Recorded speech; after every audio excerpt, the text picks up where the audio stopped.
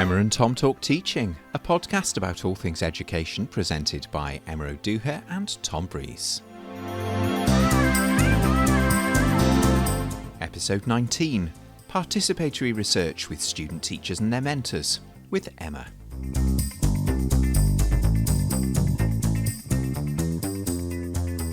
Hello and welcome back to Emma and Tom Talk Teaching, where it's now becoming something of a regular ritual to sit down with Emma and ask her how her doctorate's going.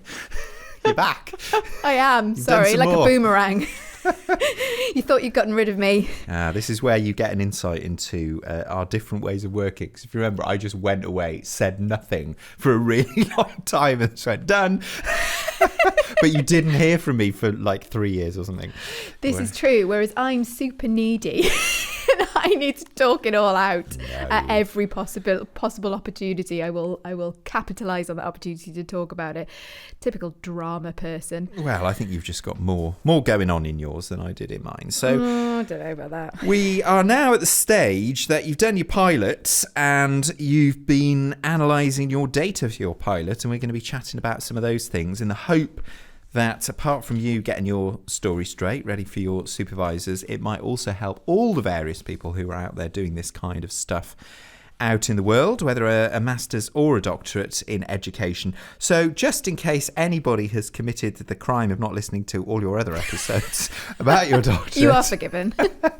Emma will forgive you one day. Remind us what it is that you're trying to find out. Okay, so I am trying to better understand how student drama teachers develop their pedagogical content knowledge, which is sort of an amalgamation of the thing that you know about what you're about to teach, so your kind of subject knowledge, and how you sort of transform that to be able to teach it, which involves other elements of knowledge, such as knowledge of learners, knowledge of what they know or don't know about the thing you're trying to teach them, knowledge about any misconceptions they might have about the thing you're about to teach them, knowledge of the curriculum and what you have to teach. So it's all of that stuff that a teacher translates and transforms into the pedagogical content knowledge that comes through in their teaching practice.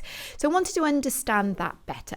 So the magic of being a teacher and how you come to kind of acquire that magic. Okay. And we heard from you last time in a kind of massive double interview where you managed to explain to us all the things that people are most frightened of: ontology, epistemology, axiology. You came to the conclusion that participatory research was a thing that you wanted to do. So just again in recap mode, if you can just remind us how you ended up choosing what is a slightly interesting approach to this work. Yeah, without doing another sort of round the houses of axiology, epistemology or ontology, because no one needs that again in their life. But basically the conclusion that I came to was that I don't want to investigate pedagogical content knowledge from solely my own perspective. So I could investigate it as a thing, just from my own perspective, what I think might be happening, develop my own hypotheses, and then go out and pull together some people and I try and investigate what's going on from a very sort of personal perspective. I am in charge. I am solely responsible for that research process.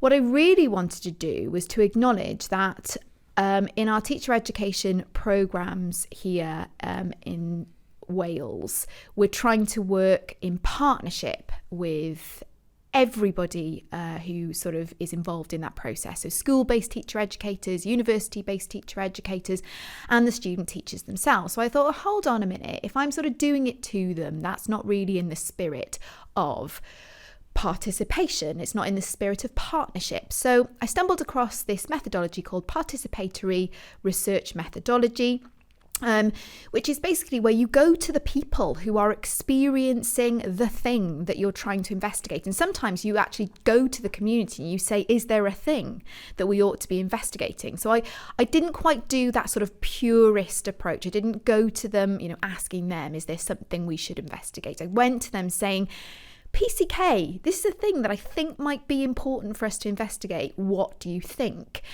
And you set about then with those participants, investigating it, researching it together.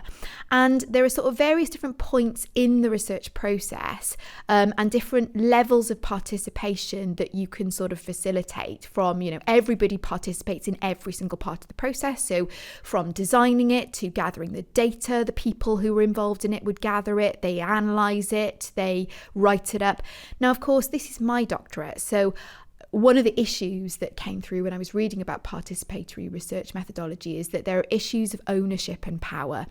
And of course, because this is my doctorate, ultimately, there's only so far I can go in including the people that I have gathered together to help participate in this research with me. There's only so much I can put on them.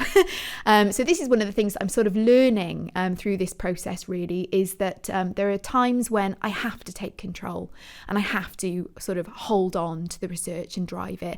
But there are moments, and I'm going to talk about this in today's episode, where it can really invigorate the research in a way that just wouldn't happen if you did it on your own and in a non-participatory way.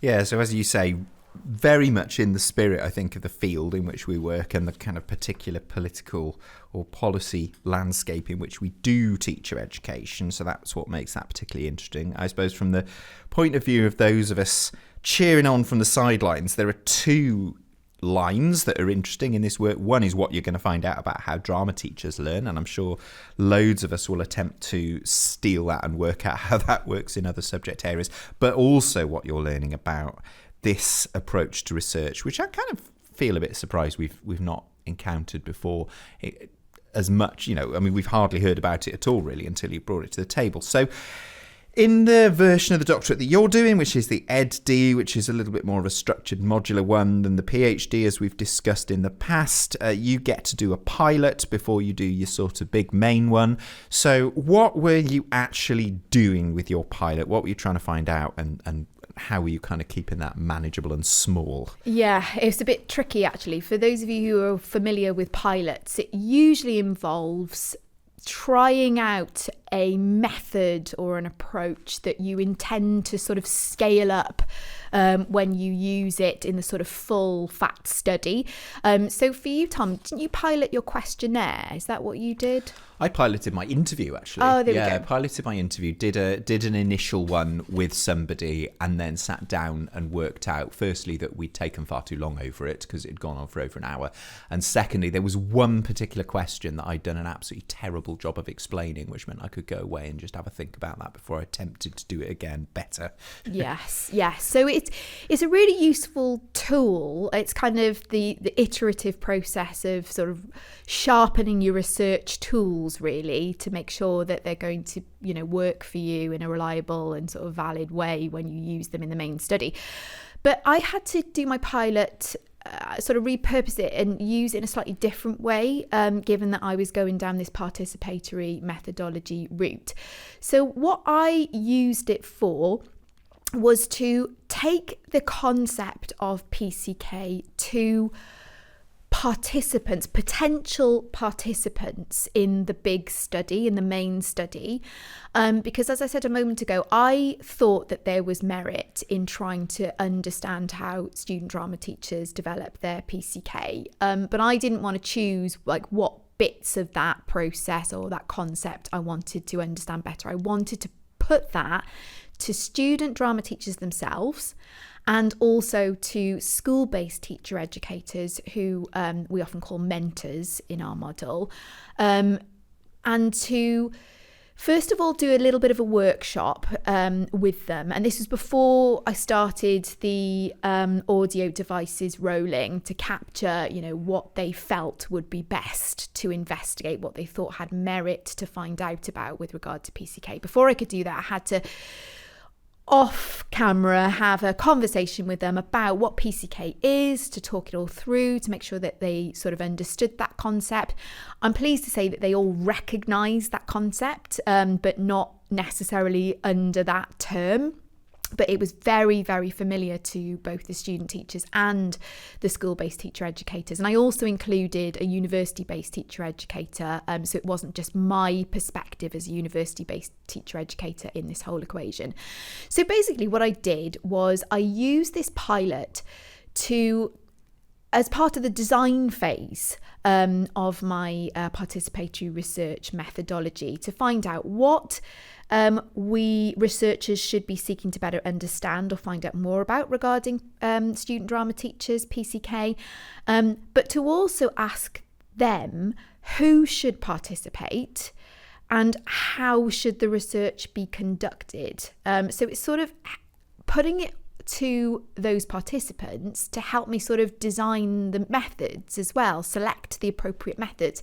And this was important because they are living it, and I am not in their shoes experiencing what it is to develop your PCK in a school-based context. Yes, I come into that context occasionally when I do subject visits and observations, but the mentors and the student teachers are working most closely on that. So I really needed to find out, because otherwise I could miss something in designing my research without taking their perspectives on board.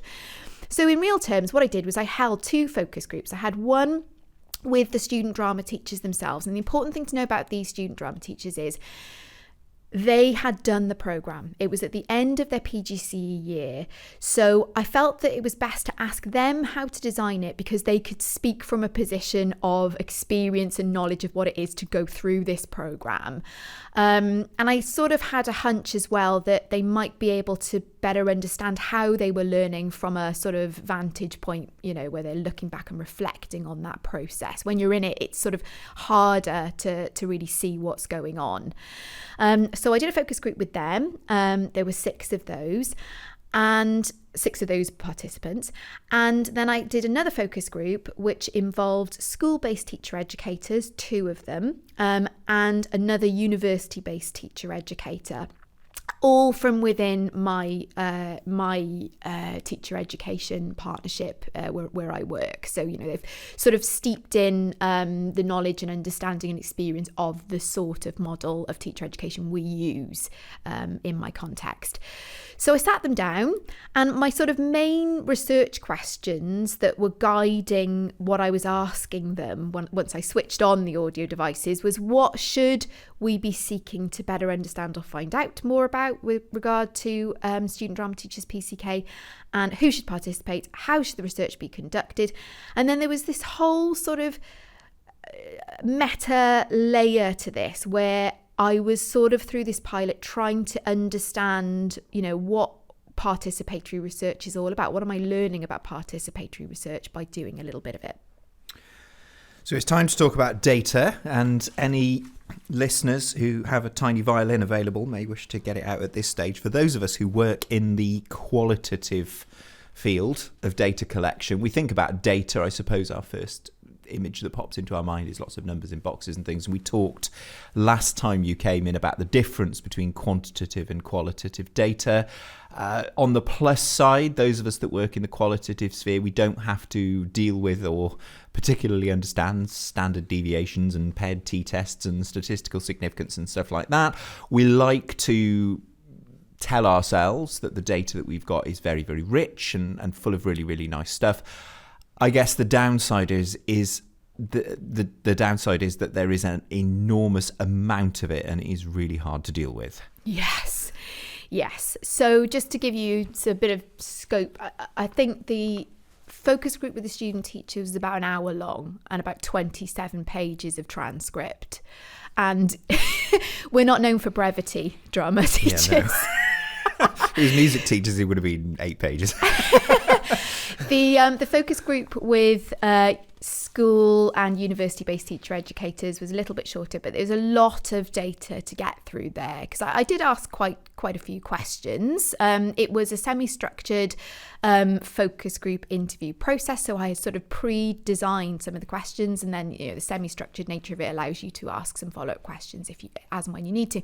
And what's quite interesting actually is that a lot of the sort of follow-up questions that I was asking was sort of aimed at putting things back onto the participants in that focus group to tell me, they were just as a first sort of interesting finding is that there were lots of occasions where the participants were saying, well, what are you trying to do? What outcome are you trying to produce? What are you trying to find out? And then I'd put it back onto them and say, well, what do you want out of this? What is going to be useful to you from this research? Because it really sort of underpins I guess you could say, the axiological aspect of participatory research. It really ought to do some good and have benefit for and to the people in the community who are, helping you and participating in this approach.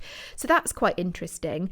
But yes, you end up with a lot of data. And so what you really need, and what some excellent researchers out there have put together into a process through a lot of experimentation themselves and research themselves, is a way to thematically analyze the data that you've got. Now, Brown and Clark are two sort of big names in the world of thematic analysis. You might have heard of the term coding. I've got to code my data, and that it doesn't solely sort of rest on their shoulders, doesn't solely come from them. But what they've put together is a process that they call a journey. I think they probably wouldn't like me to call it a process, because it's not sort of like you do this step and then you do that step and then you do this step. But it's an approach that helps you to, at the end of it, sort of process your data into themes. That's your ultimate purpose, is what they say. And from those themes, you can tell this sort of story, this interpretive story about your data, about what you found in the data. So it goes through like a series of phases. The first being where you sort of immerse yourself in everything. So I had to listen to the recordings. I had to read through the transcripts. And it's a process of familiarization. And you start to see some themes emerge there. Now, I think in the past, when I did data analysis in my master's, I think I probably stopped there. I maybe did a little bit of coding, and that's where you go into much more granular detail, where you're highlighting lines of text from the transcripts and you're interpreting them with a sort of pithy code title that sort of sums up what that person is talking about. And then, if you see that recurring elsewhere in the data, then you use that same code again and again where you see it coming up. But I think what I've learned now is that the close is sort of this process of getting really close and fine detailed in your data, and then stepping back and going, okay, so where are the patterns now? Now that I've got all of these codes, are there some things that are sort of coming together in a bit of a pattern with a unifying sort of concept with sort of clear boundaries to it? That's when you've got a theme. And so that's sort of where I'm at now. They call it a journey because, I thought that quant would be really difficult, but qual is so difficult because you can go down a bit of a blind alley. You can think that you're onto something and then realize that, actually, no, I was only onto that thing in this one part of the data set, and it doesn't appear anywhere else. So I think it's a thing, but actually it there's no pattern to it. It's just sort of happening once, or with that particular group of people, or maybe with that one participant. So you've got to really look for the things that are patterning across the data. So I needed to look at, not only what the student teachers were saying about PCK and what to investigate, but also what the school-based and university-based teacher educators were trying to say. And obviously there was nuance in all of that, but when to develop a theme, it has to be that there's this unifying concept underneath it that brings that data together. So I guess if anybody listening has not had the joy of thematically coding an enormous pile of transcripts, it's probably worth saying, I suppose, on the one level, it's not that mysterious in that you can literally just do it with a pile of highlighters if you want to on the printout, and lots of people choose to do that. There is software that helps you with it, but it's kind of tempting to look at that software and assuming it's doing something utterly magic, whereas actually it's not. It's really just doing the same thing as a packet of highlighters would do, but allowing you to save it in digital form. I think the reason that so many qual heads genuflect in the general direction of Brown and Clark is that they really help the researcher walk that line between claiming things for this process that are not true, that we're kidding ourselves. For example, that it's a sort of really, really objective, almost scientific process in which we have no part to play, that we're totally neutral. But also making sure that we don't just do a really, really superficial job of it. So I know that you've seen some of the same things that I have with Brown and Clark. They really don't like people talking, for example, about themes emerging from the data, do they? They sort of say that implies that it just kind of leaps you out and bashes you between the eyes, whereas actually you've got a much more active role to play. Yeah, and I think that's why they've developed this idea of reflexive thematic analysis. So they say that in reflexive thematic analysis, you're trying to make meaning of the world that has been presented to you in your data to develop potential patterns of meaning. But yeah, they make the point very strongly and consistently in a book that was kind of like my Bible called Thematic Analysis, a Practical Guide, that you are not objective. You are you are in it.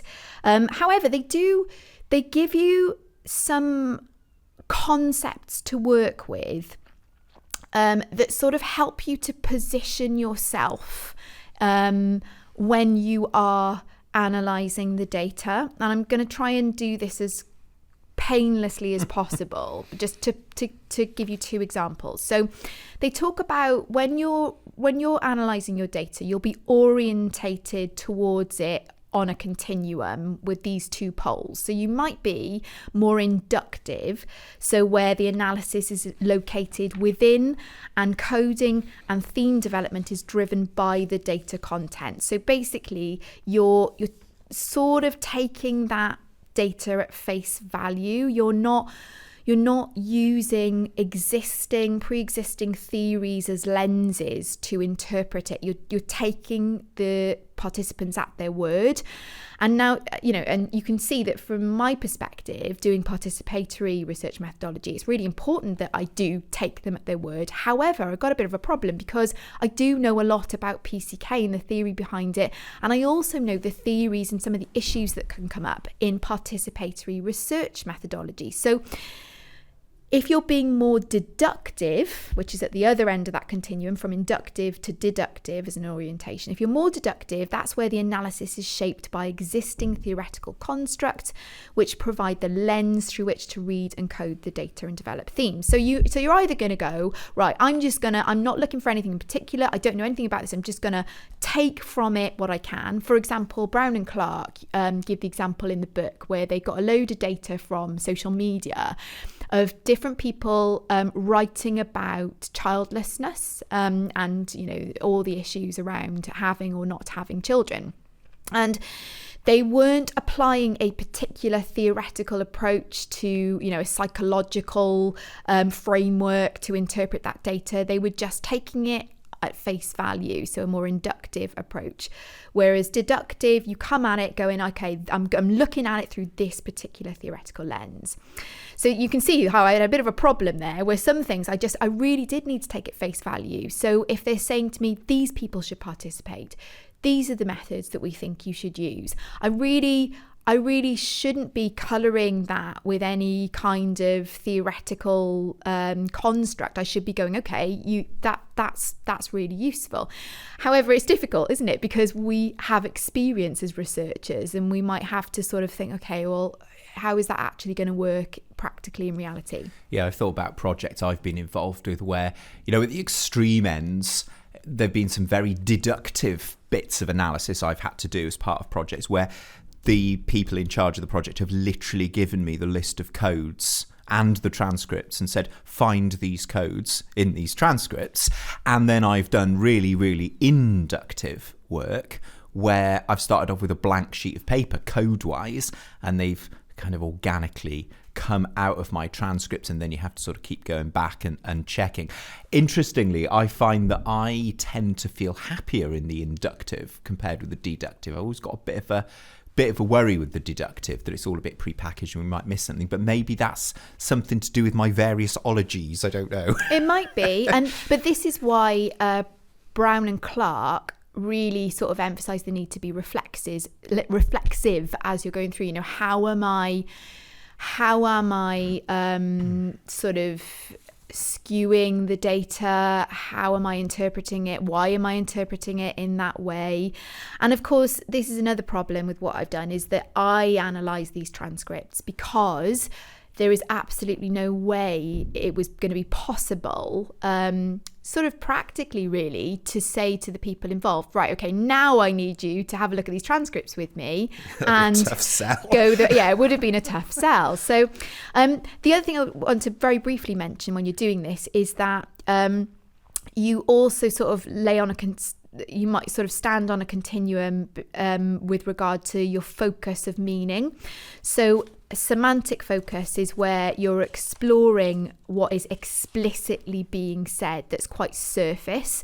So another example I gave earlier on is, you know, this person, if we're going to investigate PCK, student teachers need to participate, mentors need to participate. That is, you know, semantic level of meaning there, is that I'm looking for what is explicitly being said. Whereas latent analysis is where it explores the sort of implicit level of what's being said. So, for example, I'm going to talk in a little bit about one of my themes, or possibly a sub-theme, is the need to be understood.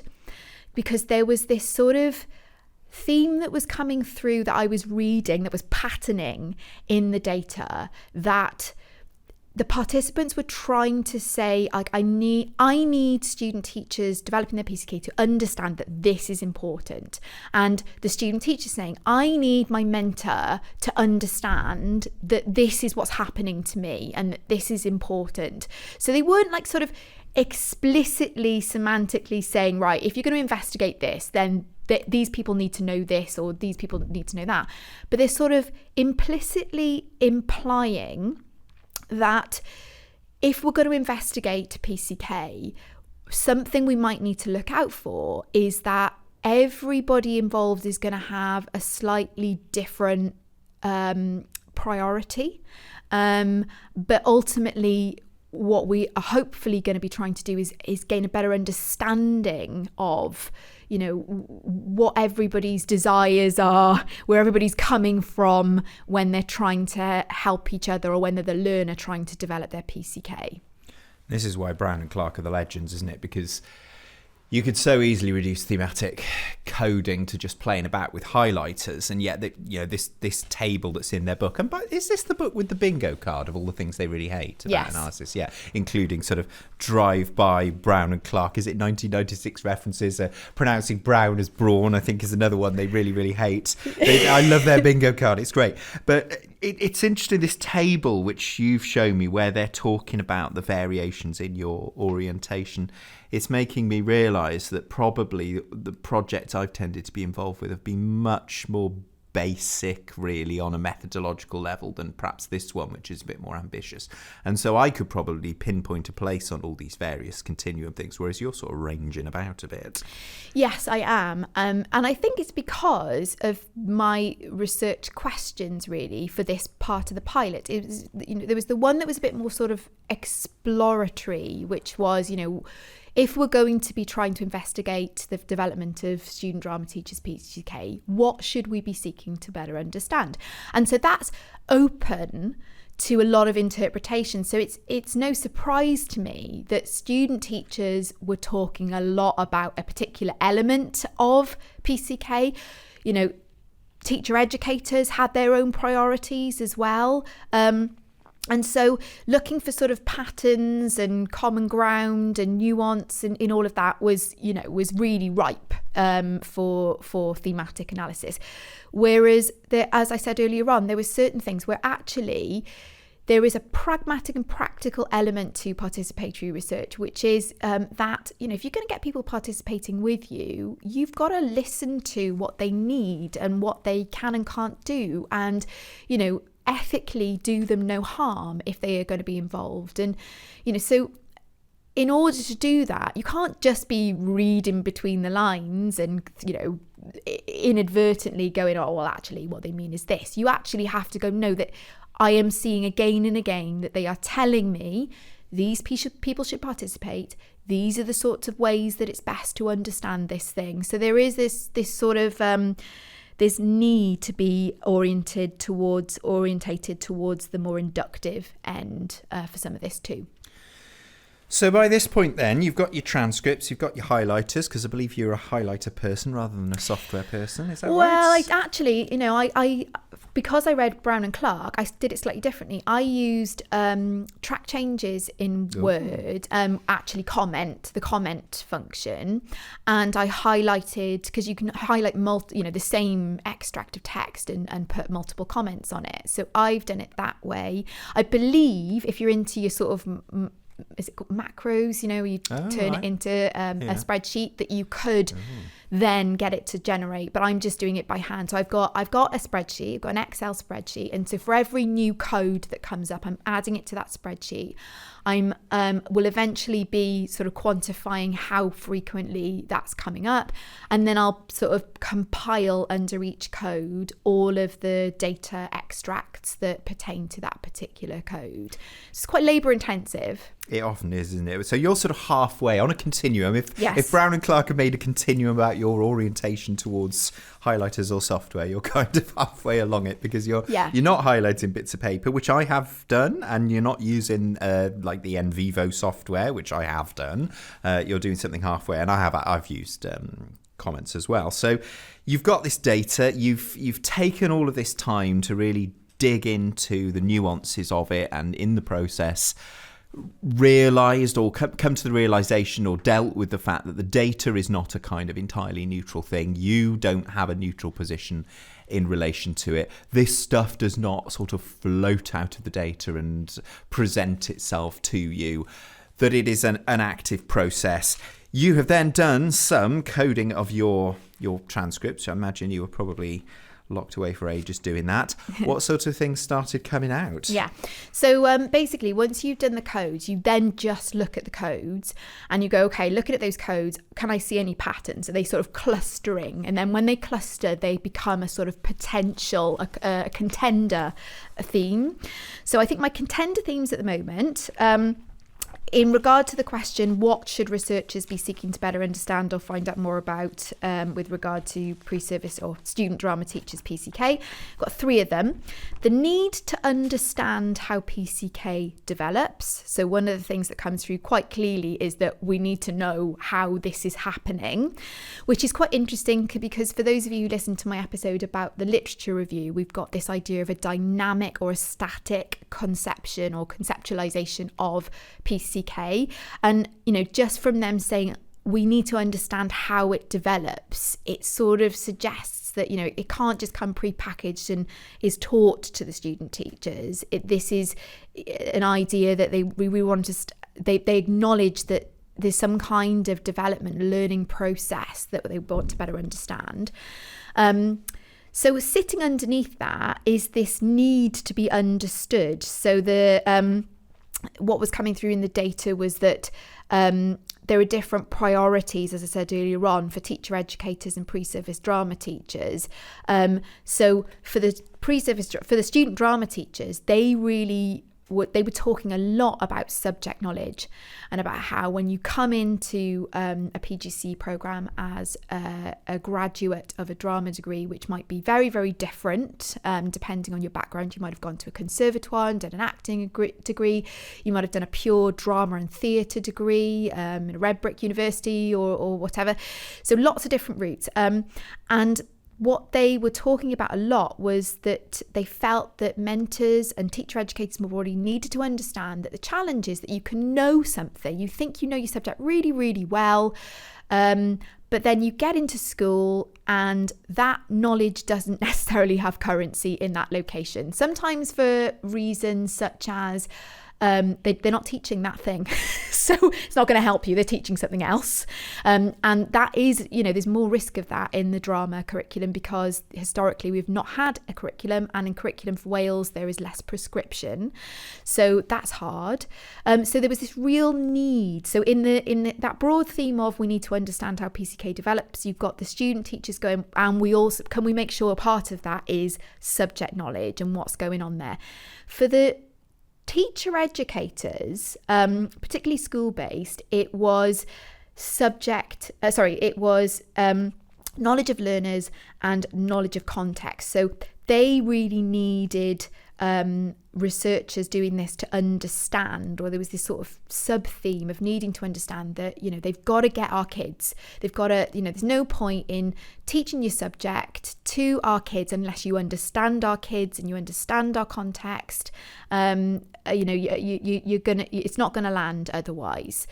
So I guess that also feeds into my second big theme, which was that it seemed to me that personal views of the participants in these focus groups were influencing the aspects of PCK that they felt it was important to investigate. So like I said, for pre-service drama teachers, there was this real need to focus on subject knowledge, but also curriculum knowledge, because what they seemed to be saying, and this was reinforced by some of the school-based teacher educators, was that they come in with this knowledge, but the curriculum in that school might be looking at a different practitioner or a different text. So you might have gone to university and learned a lot about a particular topic in depth and detail that sort of fits within a broader area of the curriculum. And then when you come to the school, the mentor will say, oh yeah, but we do this text. So these poor student drama teachers come in. There was a lot of expression of exasperation from the student drama teachers, going like, the thing that you thought would give you currency, would set you off on the right foot when you got into school, actually there was this whole negotiation process that had to go on with the mentor where they were going, oh well, we don't teach that here, but we do, it does fit into this broader area of the curriculum. So I have a hunch that there is something going on when subject knowledge and curriculum knowledge come together, and there's some kind of challenge there that's quite unique for student drama teachers. And I don't want to kind of open up a can of worms here. Well, actually I do, because you know me. But when you think about pedagogical content knowledge as being the magic of being a teacher, and effectively the thing that all of these student teachers are trying to gain as part of the process of learning to be a teacher, I suppose as educators, if we think of it as a thing they need to learn, as educators, it's really tempting to think, oh, there must be a sequence. We must be able to do that in order, in a way that is the most efficient and the best way to do that. And yet, we've talked about the multi-leveled, complex nature of pedagogical content knowledge. Now we're also talking about the wide variety of lived experience and existing subject knowledge of the students. And we're talking about the wide variety of curriculum approaches and the wide variety of contexts. It's making me feel that the idea of having an actual sequenced approach, one size fits all, I hesitate to say, but an approach to teaching pedagogical content knowledge where you can stick the bits in order feels like it's receding now into the distance as a possibility. Yeah, well, I suppose there are always, this is another thing with thematic analysis, so there are often sort of contradictory elements, because actually sequencing the elements of PCK came up quite a lot, particularly from the teacher educators. Interestingly, the university-based teacher educators were quite adamant that,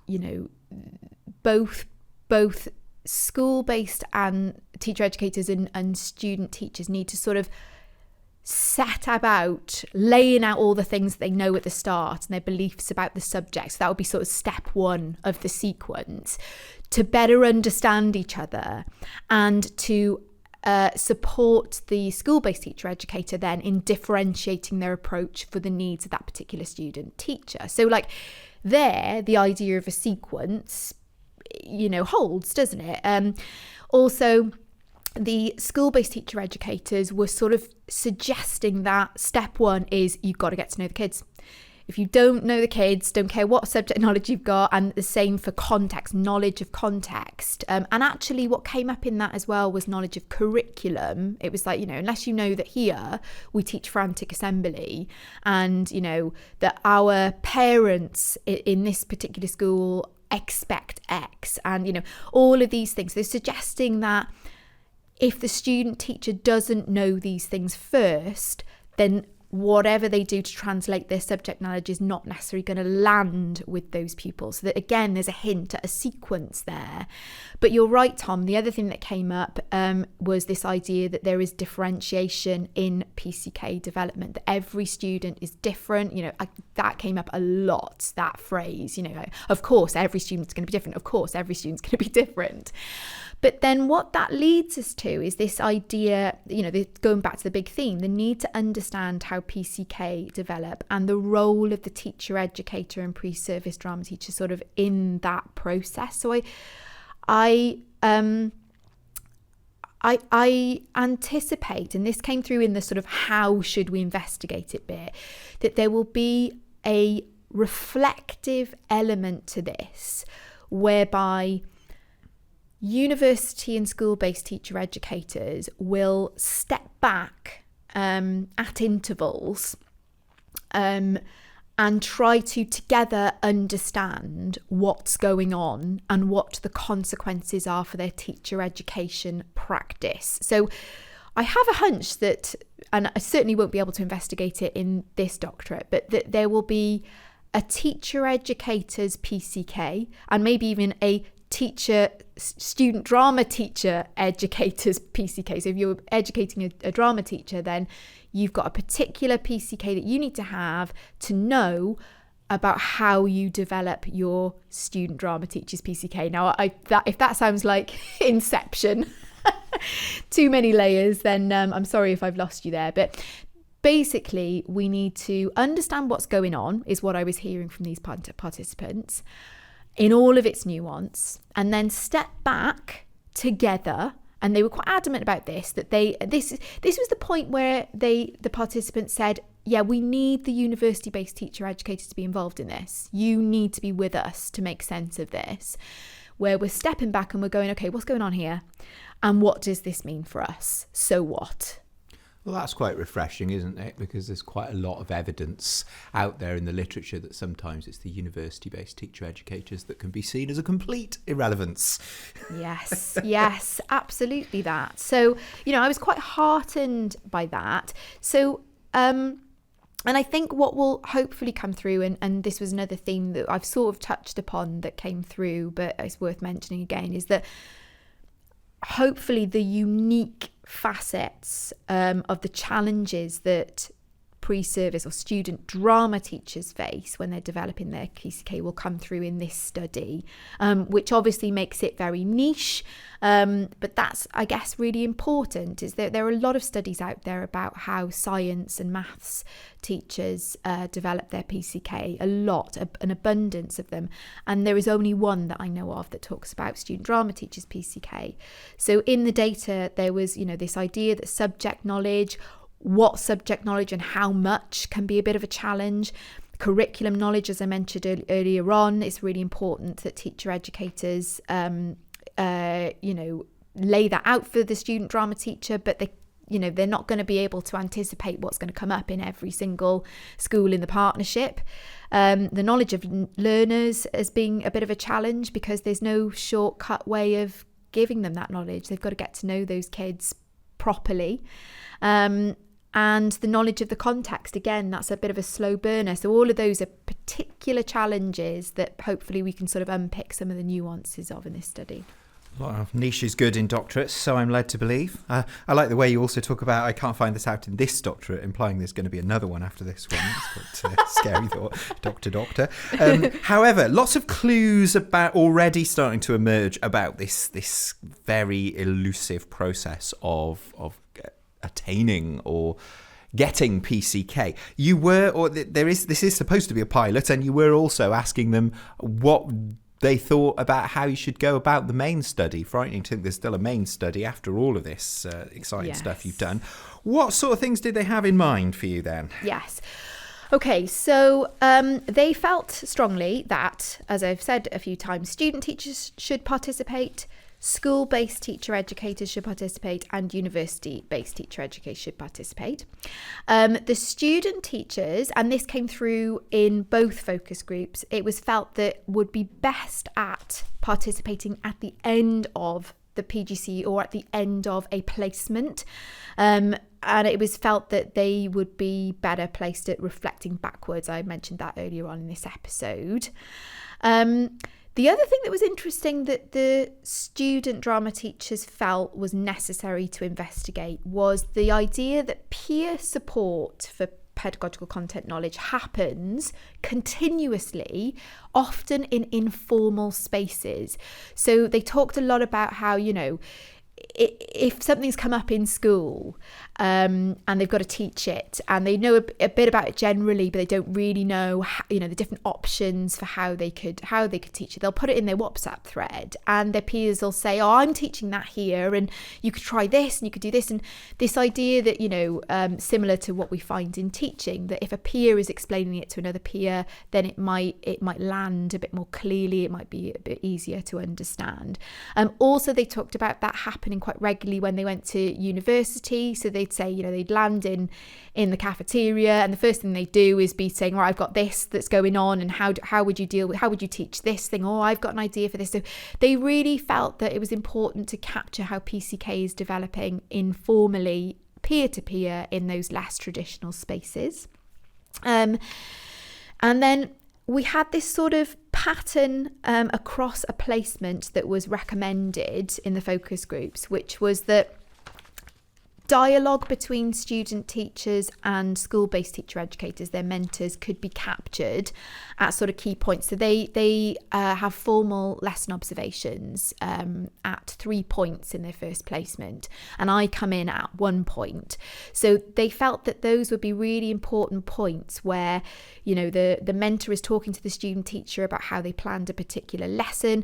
It was felt that actually the lesson plan might be a really useful source of data that could over time show how the student teacher's PCK is developing, or certainly how they're sort of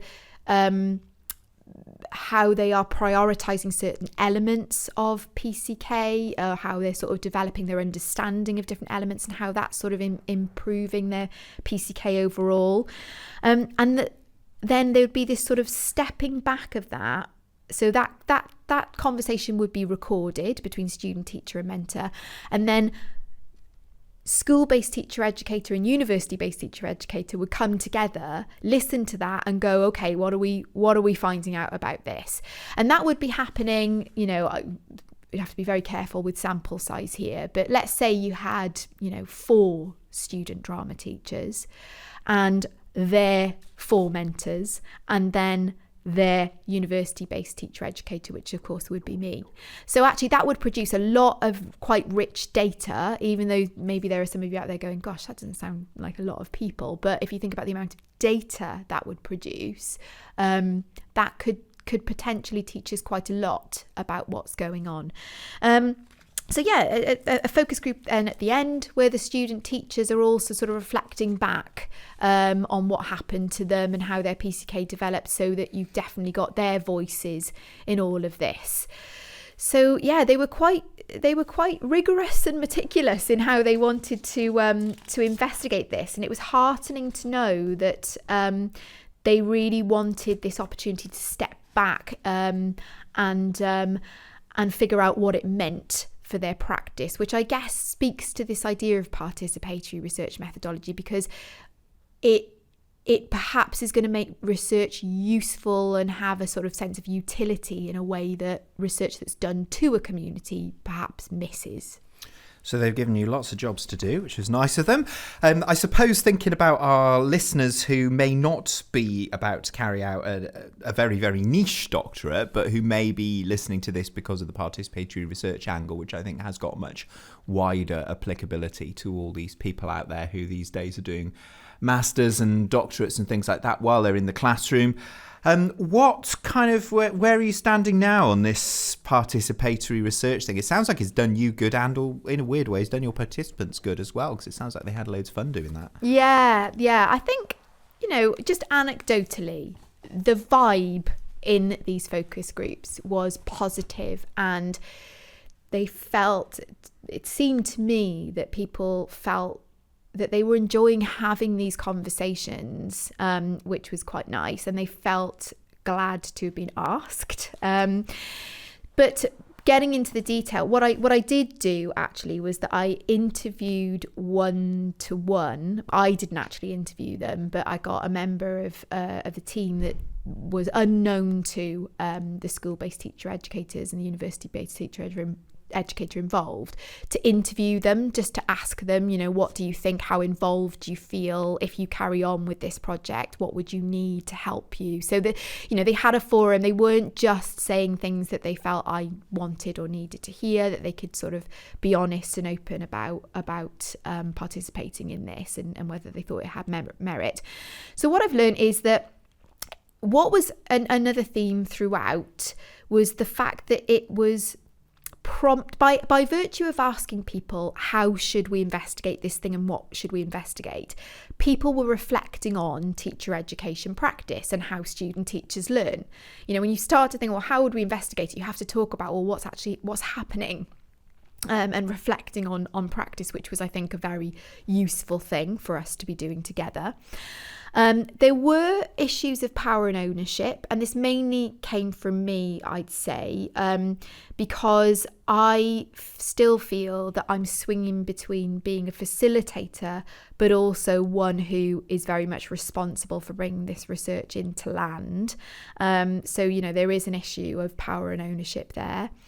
I'm learning that participatory research requires participants to draw on their own knowledge of research. So it was quite interesting to hear that the student teachers who've just come fresh from a PGC, having done 2 master's level assignments, were drawing upon their knowledge of doing that research in order to make recommendations about how I research it. So one point came up where somebody felt quite strongly that the whole PGC drama cohort should be involved in the research because they remembered when they had to do an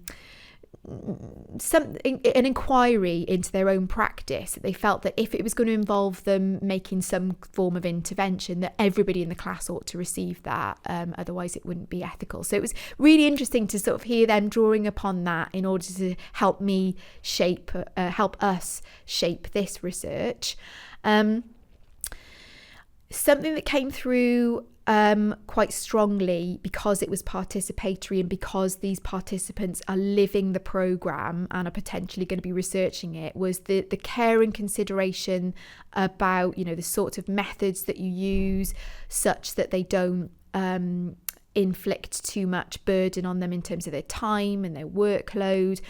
And something that came through very strongly from the student drama teachers was the need to be appreciative and positive, because they get a lot of critique on the programme. So if the research was just adding another layer of, negative critique, then, it might not be particularly helpful. But the thing that I think is absolutely key, that I absolutely I don't think this would have happened had I used a different methodology, is that I couldn't have considered the dimensions to investigate about PCK and the approach to it on my own had I not consulted them, which seems like a bit of an obvious one, but I don't know, it just feels like a much more robust way of producing something that could actually make change to our practice, which is what the EdD, the Prof Duck at my institution, is all about. It has to result in some kind of change, and I feel like this is much more in the spirit of partnership and changing together.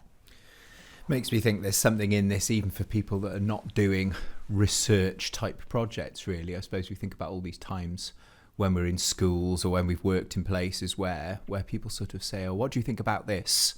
And actually, if we were to all step back and say, how do you think we ought to find out about this? You might actually get a much more interesting range of responses and potentially some more creative solutions to your various problems. Yes, that. I mean, that's something to try, there isn't it? There we go, yes. If you asked your pupils, Yeah.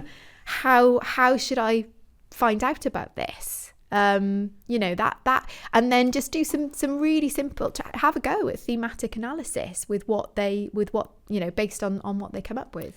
Yeah, maybe if you're a sort of middle leader or a senior leader, and maybe you do this already, but maybe instead of sort of saying, right, we've got this issue, or we've got this in our Eston report, or this number's pointing in the wrong direction on this spreadsheet, what are we going to do about it? Maybe stepping back, how are we going to find out what we're going to do about this? What are the range of options? Could be an interesting thing. There we go. I've donated you something to try. That's my gift to you. Thank you. Something interesting. I think we have to genuflect once again. We do. So the book that I'm recommending, if you'd like to dabble in this, and I cannot stress enough how accessible this book is. This really is not something that you would pick up and you're going to have a dictionary handy for every single word. It's really close to practice. It holds you by the hand all the way through this process, and it's called Thematic Analysis, A Practical Guide by Virginia Brown and Victoria Clark, and it's published by Sage, and it's very recent for those of you who are concerned about recent and relevant texts. 2022 it was published, so yeah, add that to your reading list. They really are the names where this stuff is concerned, isn't it? You see them in all sorts of papers, and I've seen them on Twitter and things like that. They come across as quite down to earth, actually, as people. Yes, and something I'll say for this book, and they say it right at the beginning, talking about sort of your worldview. They admit to having been quite ableist about thematic analysis in the past, being a little bit purist about doing it by hand.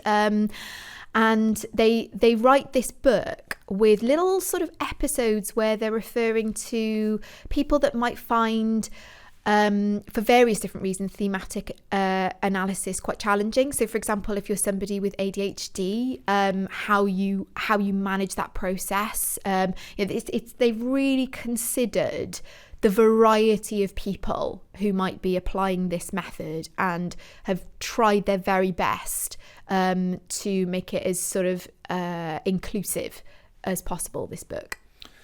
Great. Well, before we go, I suppose I have to ask you the time-worn question. What are you going to be up to next then? Crikey. Doing what they've told me to do, I guess. So yeah, I need to pitch this to them, of course, now, because you do the analysis, and then the next step in participation is to say, does this ring true? And do you still want to go on this journey with me? Hopefully the answer will be yes.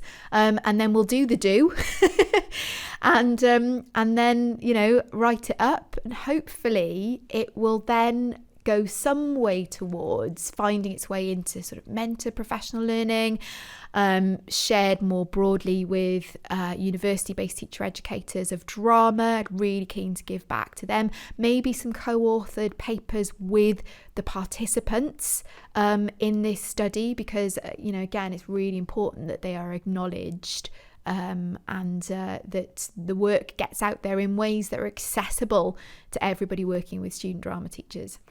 Well, there we go. We look forward to having you back in the hot seat after you've been doing the do. I'm sure you'll be back after an appropriate period of time. Hopefully there's something in there for various listeners, whether you're a real sort of niche drama specialist, whether you're an education researcher, perhaps you're embarking on master's or doctoral research from within the classroom, or maybe, as we said before, you're somebody who just wants to find out about some stuff in school, and maybe there's some food for thought there.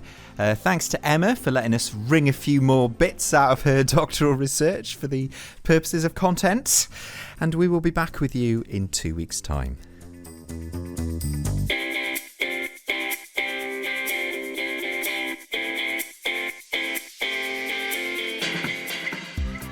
You've been listening to Emma and Tom Talk Teaching, a podcast about all things education, presented by Emma O'Dooher and Tom Breeze.